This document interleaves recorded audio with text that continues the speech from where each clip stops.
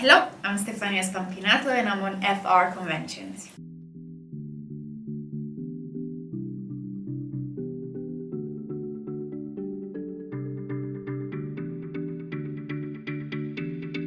I do. I remember getting into the room and feeling like there's so many people. There's like the casting called for an Italian character. There was a lot of Latin and Hispanic and French people, and I was like, another Hollywood thing where they don't care where we're from. It's just an accent is an accent, and so that was a bit of a bummer. But I was like, whatever. And then I remember the attitude of the casting director was a little bit like another one. And I was like, But then towards the end of the audition, like during the audition, I saw her attitude change and actually her giving me more time and getting nicer to me. So I was like, okay, this is fun. But yeah, I feel like they kind of offered me the job in the room, and then 2 hours later they confirmed, and I don't think I've ever screamed that loud in my life.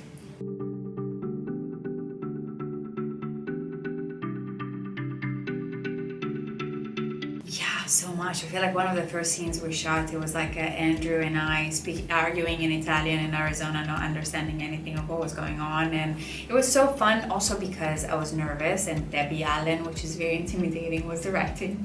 And it felt like I was like easing into it because I could speak a language that nobody else could understand on set. So I was like, I got this. Even if I mess up, nobody knows. Yay! So it was great.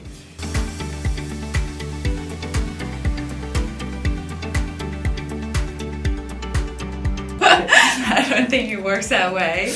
I mean, I feel like Krista, that was the showrunner at the time, she was super gracious and super nice, and so they wouldn't. I was also down and game for anything, so I think they knew that I was down to play, and I was very happy to go to Station 19. And it was actually the beginning of COVID, so it was like a very interesting time. So I was actually super excited to be working and be part of a community so that I didn't have to be alone at home all the time. So it was great. It was great.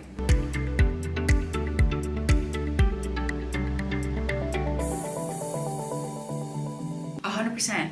It's also, I feel like it's important that we normalize to the fact that we don't have to see. How do I say this? It's important like to then fill out the gaps on your own and make the backstory whatever you want it to be, whatever it was for you, whatever it was like for you. And I feel like it allows you to connect with a larger audience. It allows to a larger audience to identify as that character, because it doesn't have to be all the same. It can be like I can be my backstory, but whatever my backstory was, this is where I am now, and right now is absolutely normal and absolutely great, and to be in this relationship, and I can have the movie.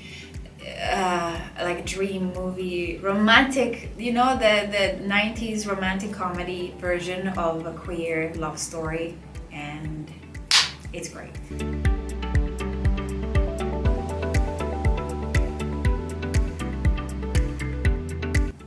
No, I wish I could say it was like method acting and we just constructed that, but it was just there from day one, and we didn't even realize how good the chemistry was until people responded to that. We were just showing up and do our work and having fun with it, and then we saw people's reaction to it, and we're like, really?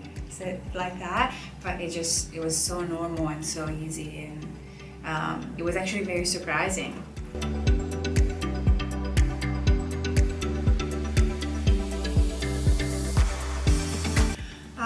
One of my favorite scenes is the one where they discuss who's gonna carry, who's gonna be, the donor, like where they finally agree that that's something that they're pursuing, and they're figuring out who does what and what they're comfortable with it. And it's a hard conversation, and I feel like they did it very softly, very gently, and very beautifully, which again, I think is a great example of a hard conversation to have in a very sweet and romantic way, if anything.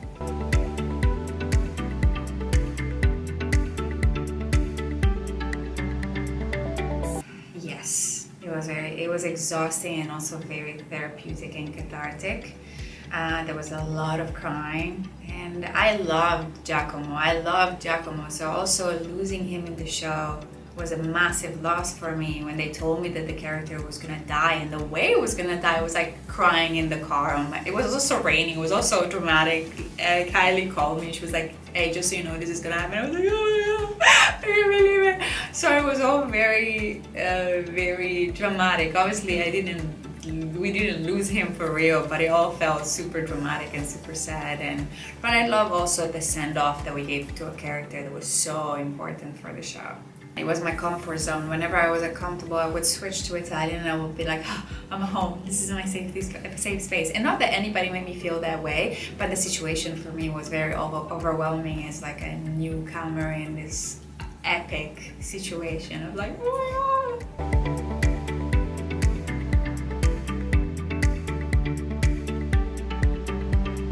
Definitely, and I feel like we don't talk about it very often, but it's something that is very present in a lot of people's lives.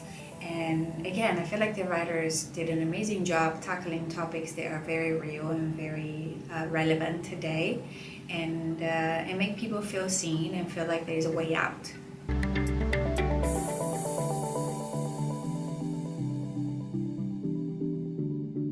Oh my God, I was devastated. Yeah. Super sad because I feel like all the fears that I had before starting Grace came rushing back up. I was like, oh my God, your safety net goes away, and then slowly you process it, and it felt like it was a 7 years journey, which usually it's like the length of a cycle.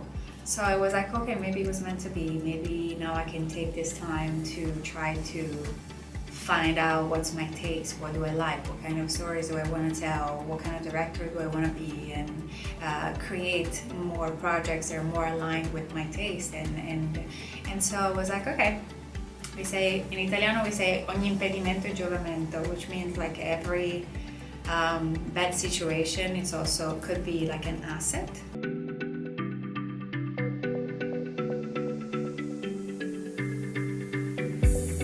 Yeah, I thought the writer did also a very good job making the fans happy. I know that was a very big priority for Zoanne and Peter Page, and I think they did a great job with that. You know, you always wonder, like when Dirty Dancing ended, I was like, did they have kids? Are they happy still 20 years later? And you never know. And I feel like in Station 19 they were like, they had kids, they were happy together 20 years later. So it was a very happy ending, I thought.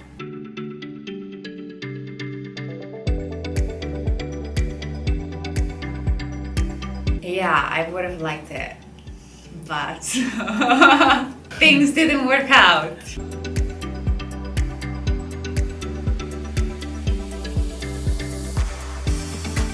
Yeah. I actually shadowed a very big director in London just a month or so ago, and I loved the experience. I was super lucky to be able to shadow such a big caliber director, and also made me realize that acting is my true love, and directing is something that I want to pursue, but I don't think I could do it full time. I feel like as an Italian, I need a little bit more like chill time. Directing in America has insane hours, and I don't think I have the stamina in me. I don't have that. I need to recharge in between.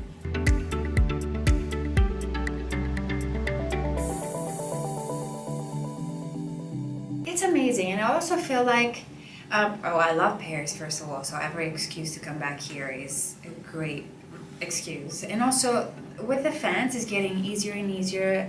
There is so many people that we've seen before and we're comfortable meeting again, and there is like it's exciting to meet the new faces. But the thing that it gets me excited is to see how much of a community they've created among each other, and it almost feels like it's not even about us anymore, but it's about the community they've created, which is beautiful because they have something in common already and they can connect over that. And so watching them become friends at this event and be able to witness that and be one of the reasons why they came together, some relationships, some people, like some amazing friendships, it's been very fun to witness.